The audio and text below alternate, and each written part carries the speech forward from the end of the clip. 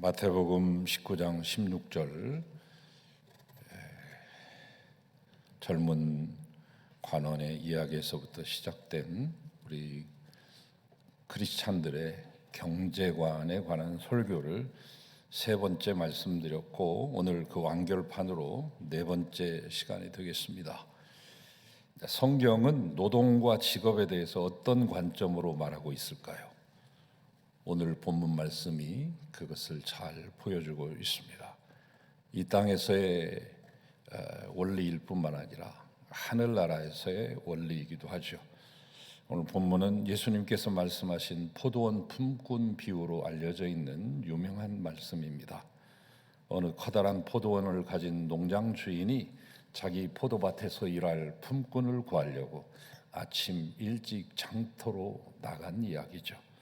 하루 벌어서 하루 먹고 사는 사람들에게 한날의 일자리가 있다는 것은 어려운 가운데에서도 큰 행복이 아닐 수 없습니다.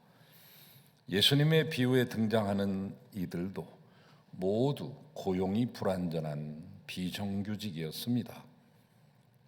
그들은 오늘 또 공치면 어떻게 하나 하는 간절한 심정, 애타는 마음을 가지고 일자리를 찾고 있는 이들이었습니다.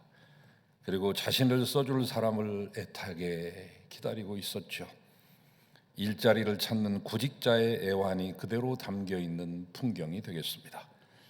또한 이 본문은 요즘으로 말하자면 인력시장 비슷한 분위기를 자아내고 있습니다.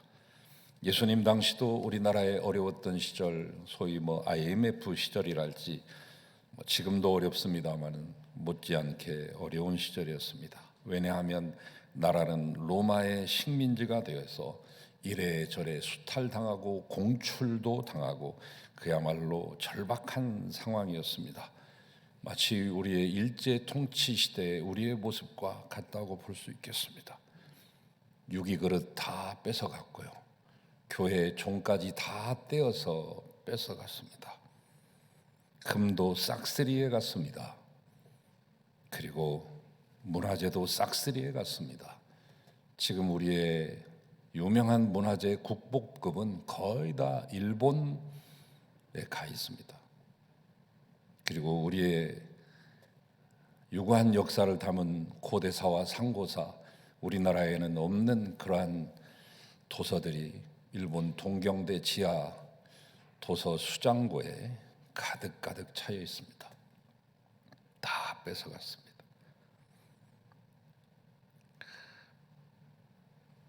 쌀도 뺏어갔습니다.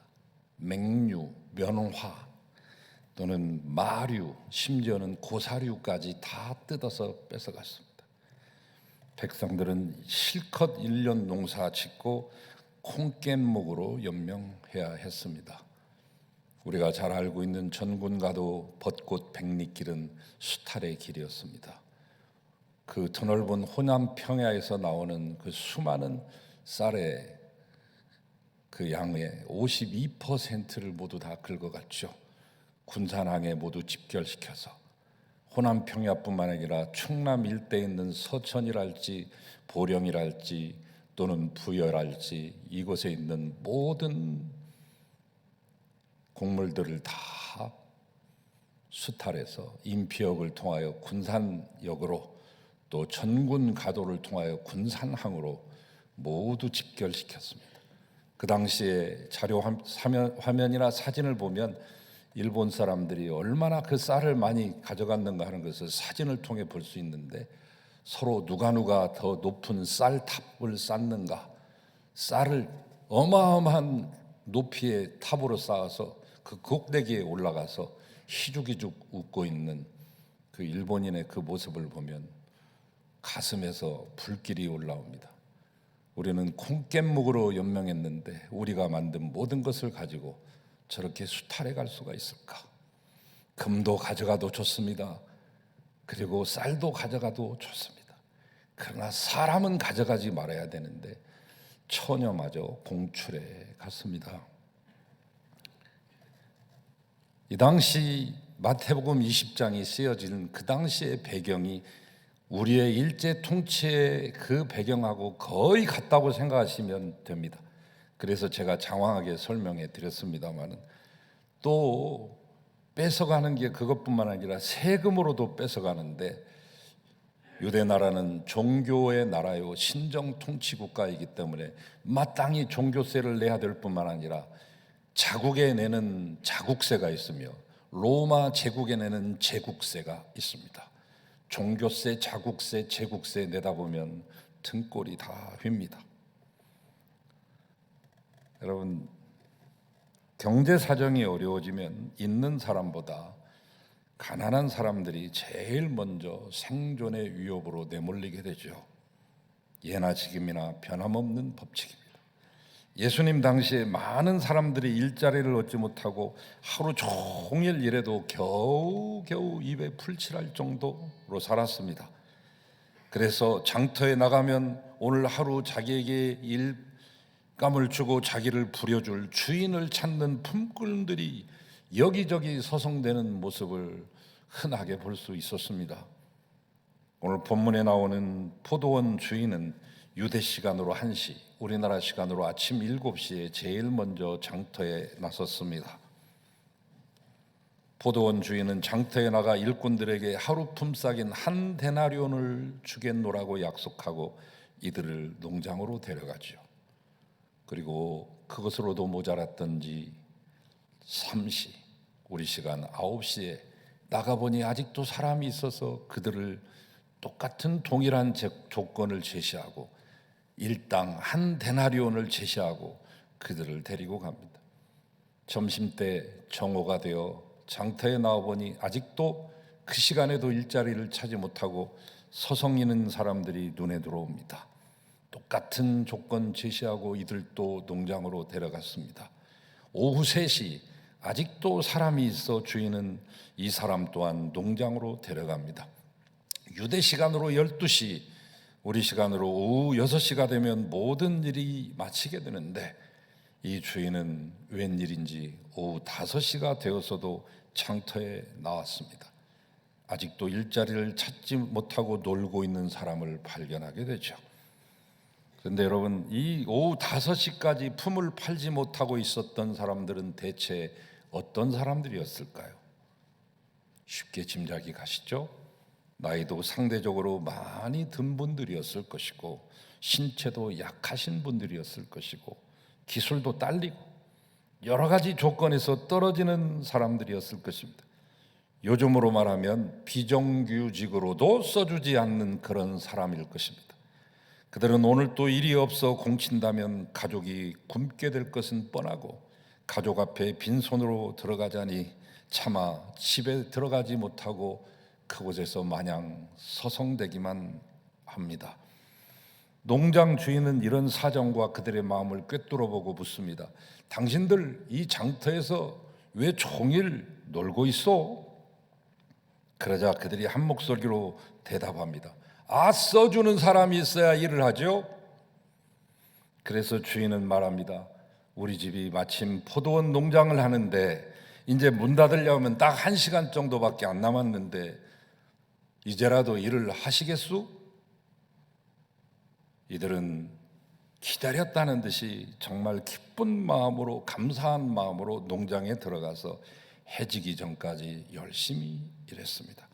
단 1시간만을 일할 수 있어도 기쁨이 있었습니다. 여러분, 아무리 일꾼이 없어도 그렇지 오후 5시에 일꾼 데려와서 딸랑 1시간 일 시켜놓고 하루 일당을 주지는 않을 거 아닙니까? 우리로서는 이 포도원 주인이 좀처럼 납득이 안 가는 부분이 한두 군데가 아닙니다. 여러분 생각해 보세요.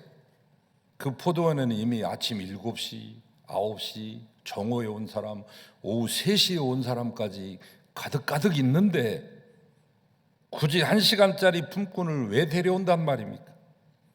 이 주인이 좀 똑똑하고 현명한 사람이라면 오늘 시간이 좀 늦었으니까 내일 또 좀 장에 나오시오.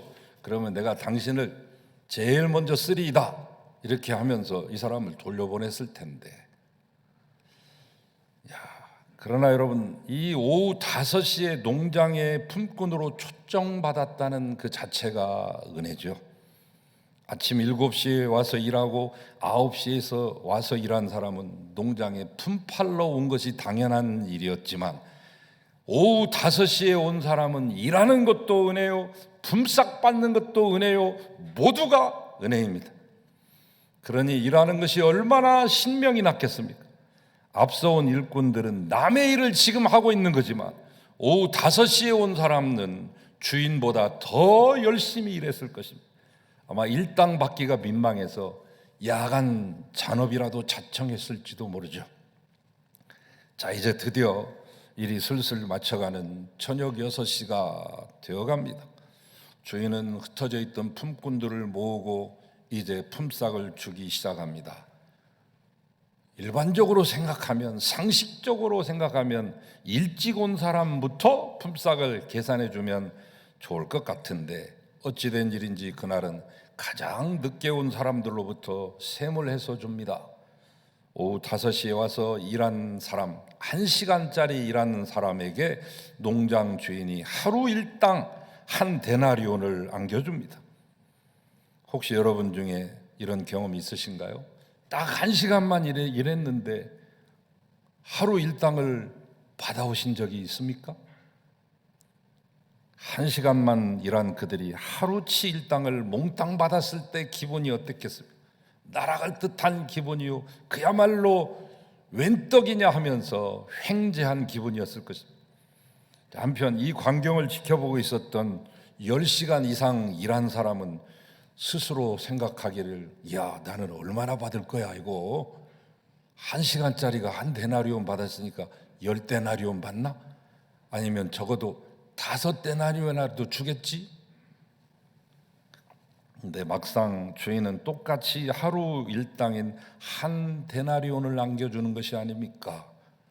더 받을 줄 알았던 기대감이 한순간에 무너지자 먼저 와서 일한 사람들이 불평과 원망을 쏟아붓습니다. 마치 집단 행동이라도 할 듯이. 아니, 우리는 아침 일찍부터 온종일 떼약볕에서 땀 흘리면서 열심히 일했는데 저기 1시간 딸랑 일한 사람하고 어떻게 똑같이 대화할 수 있습니까? 세상에 이런 법은 없죠. 여러분, 일반적으로 볼 때, 상식적으로 생각할 때 이 화내는 사람들이 이해가 되시죠? 또 당연한 것처럼 느껴집니다. 1시간 일한 사람이 한 데나리온 받았다면 12시간 일하고 9시간 일하는 사람은 그보다 더 많이 받는 것이 인간 사회의 질서 아니겠습니까?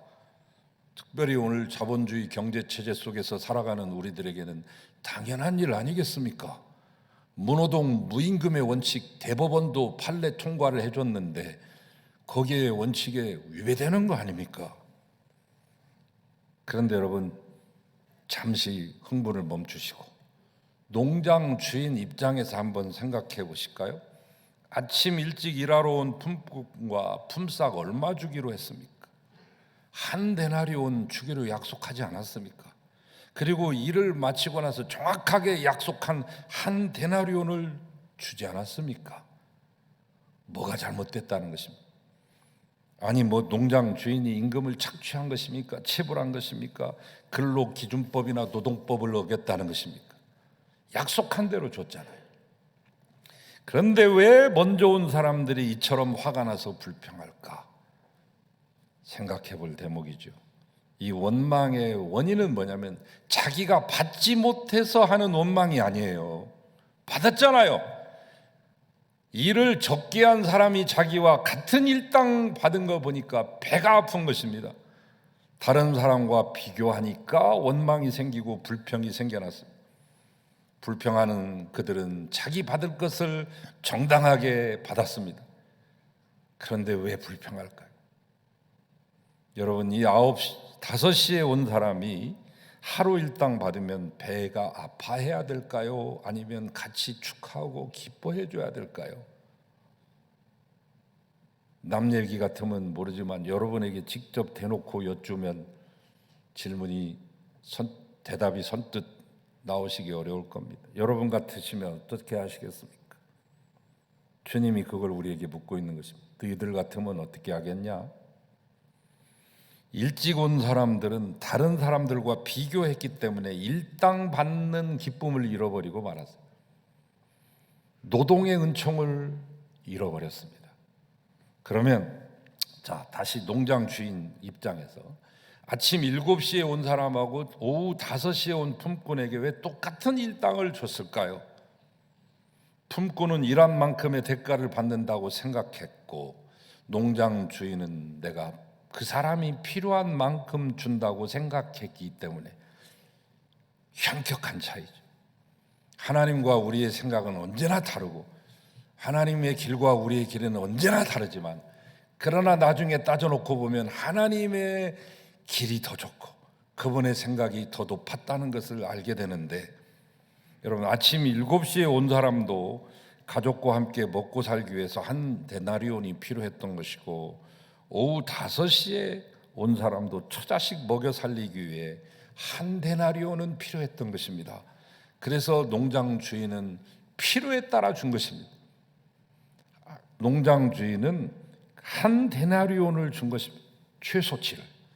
14절에 농장 주인의 의도와 마음이 거기 다 담겨져 있잖아요. 나중에 온 이 사람에게 너와 같이 주는 것이 내 뜻이니라. 이것이 우리를 향한 주님의 마음이요, 이것이 하늘나라를 통치하시는 하나님의 통치 방법, 이것이 천국 시민의 질서다. 그렇다면 우리의 생각은 어떻습니까? 우리들 역시 오전 7시 농장에 온 일꾼들처럼 일한 만큼 받으려고 하고 다른 사람과 비교해서 더 받으려고 합니다. 우리가 느끼는 직장에 대한 불만이 다른 사람과 자꾸만 비교하기 때문에 오는 거 아닙니까? 우리도 생각에 전환이 있어야 됩니다. 일한 만큼 받으려 하지 마시고 필요한 만큼 간구하시기 바랍니다. 그렇다고 제가 2022년도 최저시급인 9,160원도 받지 못하는 최저임금마저 포기하라는 말씀도 아니요, 사용자의 오너의 편에 서는 말씀도 아닙니다. 다른 사람과 비교해서 생각하지 마시고 필요한 만큼 주시기를 간구하십니다. 사람들은 노동에 대한 잘못된 이해를 깔고 삽니다. 그 대표적인 본문이 창세기 3장인데요. 아담과 하와의 타락 이후에 야훼 하나님이 인간에게 징벌을 내리시죠. 에덴 동산에도 이미 쫓겨서 나왔고요, 이 동산 밖으로 나온 것입니다. 야생으로 나온 것이죠. 먼저 하와에게는 해산의 고통이 주어집니다. 아담에게도 이마에서 땀을 흘려야 하는 노동의 징벌을 내리시죠. 땅은 너로 말미암아 저주를 받고 너는 평생의 수고를 하여야 그 소산을 먹으리라. 땅이 내게 가시덤물과 엉겅퀴를 낼 것이야. 에덴 동산의 삶과 비교했을 때 이 아담의 삶은 견뎌내기 힘들 정도로 버거운 것이었습니다. 재벌 2세처럼 살다가 온실 안에 화초처럼 살다가 온실 밖을 나와야 되는 것입니다. 단 한 번도 노동이라는 것은 해본 적이 없습니다. 이마에 땀이 흘러본 적이 없습니다. 그래서 출산의 고통도 형벌이요, 이마에 땀 흘리는 노동마저도 저주라고 생각했던 것이죠. 어쨌든지 아담과 하와에게 내린 하나님의 징벌이 각기 서로 다르지만 내용 면에서는 결국 똑같은 거예요. 출산이나 노동이나 모두 생명의 본질이라는 면에서는 다를 바가 없습니다. 여러분, 대한민국이 저출산 세계 제1위 국가 아닙니까? OECD 국가 중에 저출산 국가 아니에요. 나라가 존속하고 가려면 1.3명 정도는 낳아야 돼요, 최소. 근데 우리는 0.8로 떨어진 지가 이미 오래예요. 아주 오래됐어요. 20년도 더 넘는 얘기가 되어가고 있어요. 여러분, 출산이 없다면 지구상에 있다가 멸종된 수많은 동물처럼 인간도 사라질 것입니다. 이 대한민국의 운명은 한 2050년도에 갈립니다. 그때 출산율이 어느 정도냐에 따라 대한민국의 존립 자체가 결정된다. 여러분, 출산이 있으니까 생존하고 있는 거예요. 노동 또한 마찬가지. 노동의 수고가 없다면 생명이 번성하지 못할 것은 자명한 일. 그러나 사람들은 표면적인 것만 생각해서 해산의 고통과 노동의 수고가 저주라고 받아들였습니다. 그러나 해산과 노동은 단순히 저주만은 아닙니다. 물론 이제 아담과 하와는 선악을 알게 하는 나무의 실과를 먹었기 때문에 하나님의 경고대로 죽어 마땅합니다. 그러나 하나님은 인간을 사랑하셨기에 즉각적인 죽음 대신에 해산의 수고와 노동의 수고를 더하십니다. 그런데 이것은 징벌이 아니라 은총입니다. 왜? 죽어야 될 자가 살아나서 일하고 있잖아요. 또한 고통을 통해 자기를 닮은 생명이 태어나는 기쁨을 주셨습니다. 이마에서 흐르는 이 땀이 흘리는 노동을 통해 먹거리를 주셨고 인생의 보람을 주셨습니다. 비록 하나님의 명령 어겼지만 아담과 하와는 여전히 출산과 노동이라는 행위를 통하여 이 생명을 지속해 나갈 수 있었습니다. 여러분이 바로 그 증거물들입니다. 다만 그 두 행위에는 엄청난 수고가 들어가야만 했습니다. 만약 인간이 출산과 노동을 포기하거나 또는 그것에 따르는 고생을 감내하지 않았다면 자기의 본질을 외면하는 것이죠. 그러나 오늘날 출산의 고통과 노동의 수고를 징벌로 여기는 풍토가 우리 사회에 깔려 있지 않습니까? 출산의 고통과 노동의 수고는 범죄한 인간에게 주시는 하나님의 은총입니다. 자, 처음 이야기로 돌아가 보죠. 품꾼들은 농장 주인이 자기를 뽑아서 일거리 줄 때만 해도 정말 감사했어요. 오늘 우리 식구들이 밥 굶지 않게 되었구나. 황공부지로소이다. 그런데 자기 뒤에 계속 들어오는 일꾼들이 오는데 이것들을 들어오면서부터 일하는 것이 은혜고 품삯받는 것이 은총이라는 사실을 까마득하게 잊어버렸습니다. 대신 다른 사람들과 비교하기 시작했습니다. 그가 가졌던 처음 기쁨을 잃어버리고 말았습니다. 이 비유를 말씀하시면서 예수님은 본문 말씀 맨 끝부분 20장 16절에서 아주 중요한 말씀을 하시죠. 근데 이 말씀이 제가 언급해드린 마태복음 19장 30절 19장의 마지막 절하고 똑같아요. 앞에도 똑같고 뒤에도 똑같은 것을 문학적인 수사학적인 기법으로 수미쌍관법이라고 말합니다. 앞에서 덮어주고 밑에서 받쳐주고 샌드위치처럼 햄버거처럼 그 안에 내용물을 거기다 집어넣고 터지지 않도록 얼마나 중요하면 위에서 누르고 밑에서 받쳤겠어요. 말씀의 중요성을 말하는 겁니다. 두 번 나오는 것은 무조건 중요한 것입니다. 시문학에 있어서도 수미쌍관법은 아주 필요한 것이고 적절한 것이고 아주 유용한 것입니다. 임팩트를 주기 위해서. 그래서 김소월이 쓴 시 가운데 나보기가 역겨워 가실 때는 말없이 고이 보내드리오리다 라고 했던 첫 번의 연하고 마지막 연이 똑같잖아요. 김영랑의 시 가운데 모란이 피기까지는 나는 아직 나의 봄을 나를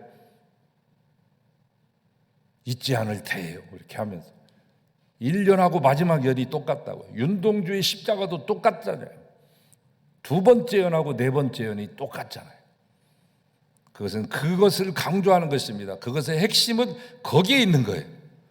오늘 말씀의 19장부터 20장까지 최고의 핵심이 두 번 나오는, 앞에도 나왔고 뒤에도 나오는, 껍질처럼 보호해주는, 캡슐처럼 감싸고 있는 이 19장 30절과 20장 16절이 감싸고 있는 그 내용, 결과적으로 마지막 하신 그 말씀이 오늘 말씀의 핵심이고 결론이죠.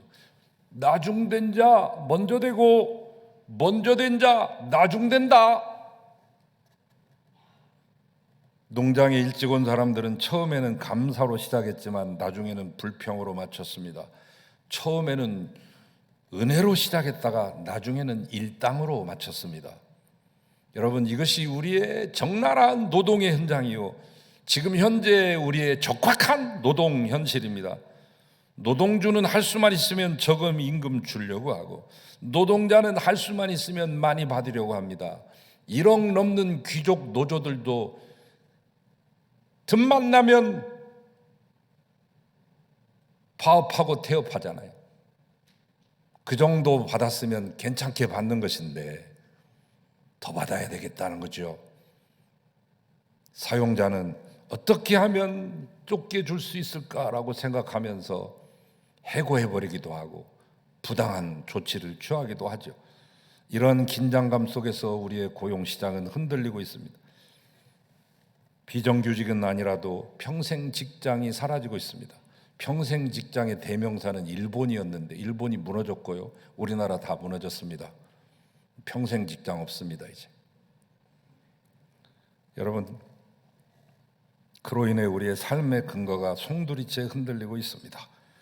이렇게 우리의 삶의 밑바닥까지 흔들리고 있는 상황에서 우리는 어떻게 살아야 할 것인가? 아주 실질적인 문제 아니에요?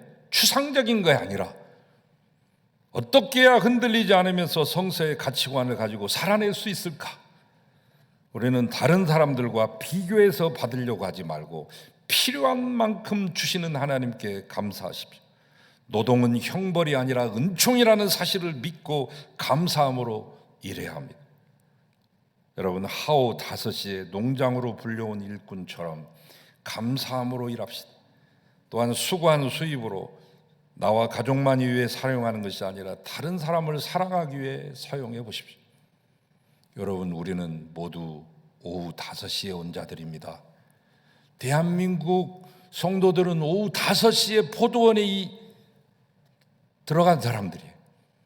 다른 나라들은 2000년 동안 복음을 다 전했지만 우리는 불과 거의 100년 전 남짓한 그때 받은 거 아니에요. 그러니 시간상으로 보면 우리야말로 오후 5시에 포도원에 들어간 품꾼인 것입니다. 그러니 얼마나 더 기쁨으로 해야 되며 얼마나 더 감사해야 되며 얼마나 더 많은 일들을 감당해야 되겠습니까? 우리가 지금 그만큼 힘을 내서 이 자리까지 왔는데 이제 코로나 따위에 굴복하고 무너져서는 안 됩니다. 세상 사람들이 우리를 잘 이해하지 못하고 알지 못해서 오해해서 손가락질하는 것에 기죽거나 풀이 죽어서 안 됩니다. 고지가 바로 저긴데 예섬할 수는 없는 거 아닙니까? 지금까지 온 것이 어느 세월인데 우리가 쉽게 포기한단 말씀입니다. 천국 백성은 마치 포도원에서 감사하며 일하는 사람과 같습니다. 일하면서도 감사하고 일이 끝난 후에 품삯 받는 것도 은혜로 여기며 고마워하고 감사하는 사람, 바로 그 사람이 천국의 주인공이며 그들의 마음이 바로 천국인 것입니다. 올 한 해 필요한 만큼 주시는 하나님께 감사하시고 노동과 일자리를 주신 것을 은총으로 생각하셔서 하오 5시에 온 인생처럼 기쁨으로 감사함으로 행복하게 살아가시는 여러분들이 되시기를 축원합니다. 주님 감사합니다. 우리가 꼭 그렇게 살게 도와주시옵소서. 예수님 이름으로 기도했습니다. 아멘.